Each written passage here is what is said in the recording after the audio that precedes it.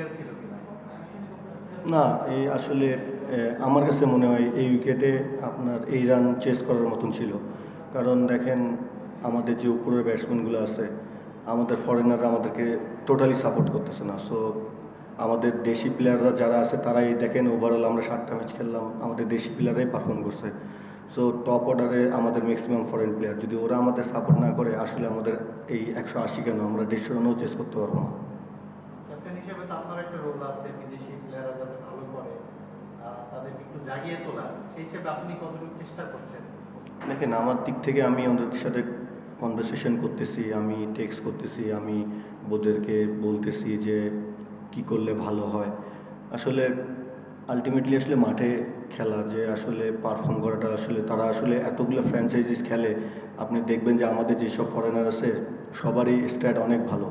So আসলে বেশি আসলে বলারও কিছু নাই, তো হচ্ছে কথাবার্তা, বাট আসলে ওটা করতে পারতেছে না। তানজিম সাকিবের হয়েছে আপনার নিক হয়তো ইনজুরি হয়েছে, তো ঘুমানোর সময় হয়তো পাইছে ব্যথা, সেই জন্য আর কি খেলতেছে না।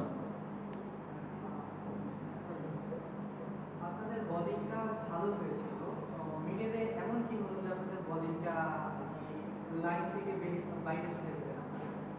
না দেখেন, ক্রিকেট খেলার কিছু কিছু জায়গা আছে যে জায়গাতে ওগুলাতে অনেক কিছু, একটা ক্যাচ বা একটা ভালো ফিল্ডিং অনেক ডিপেন্ড করে। সো আমার কাছে মনে হয় যে আমাদের যখন বিজয়ের লাস্টে পল স্টার্লিংয়ের একটা ক্যাচ মিস হলো আমাদের নাহিদের হাত থেকে, সো এই জায়গাগুলো ছোট ছোট জিনিস আসলে এফেক্ট করে টিমের মধ্যে। সো আসলে যখন এটা হয়নি তখন আসলে ওরা ফ্লোয়িংলি মেরে গেছে। একটা ফ্লো যখন শুরু হয় তখন সেখান থেকে এটা কন্টিনিউ রাখাটা হচ্ছে কি একটা চ্যালেঞ্জ। আসলে কি এই ধরনের উইকেটে, এই ধরনের ক্রাউডে আপনি ফরেনারদের কথা মেনশন করছিলেন, সে জায়গায় আমরা সবগুলো ফ্র্যাঞ্চাইজি দেখছি যে লোকাল ক্রিকেটারদের উপর অনেক বেশি নির্ভর করে। তো আসলে ফাইন টিউনিংটা কোথায় হচ্ছে না, মানে আপনার কাছে কি মনে হয় যে ঢাকায় খেললেন, সিলেট খেললেন, চিটাগাংয়ের এমন একটা ব্যাটিং প্যারাডাইস উইকেটে এরকম অবস্থায় থ্রো করলেন, মানে এটা আসলে আপনার হতাশা আপনার মধ্যে আছে, কিন্তু ফাইন টিউনিংটা কোথায় হচ্ছে না যেটা আপনার মনে হয়? আমার কাছে মনে হয় আমরা কোনোদিন হয়তো ব্যাটিং ভালো করতেছি, বোলিং খারাপ করতেছি, আবার আমরা তিনটা জায়গাতে একই রকমভাবে পারফর্ম করতে পারতেছি না। আপনার টপ অর্ডারে যদি রান না হয়, শেষের দিকে আপনি যতই মারেন না কেন 120 বা 50 রানই হবে, এর বেশি হবে না। সো টপ অর্ডার থেকে যদি ক্যারি করে তো নিচের ব্যাটসম্যান যারা তাকে বলেন তারা খুব সুন্দর ক্যারি করতে পারে।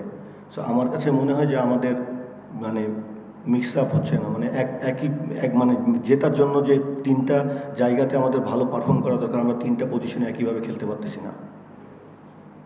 পরের ম্যাচে কি পরিবর্তন আসতে যাচ্ছে কি না ব্যাটিং অর্ডার, যেহেতু এই জায়গাটা শুরুতে ক্লিকটা হচ্ছে না, পরিবর্তন আসবে কিনা?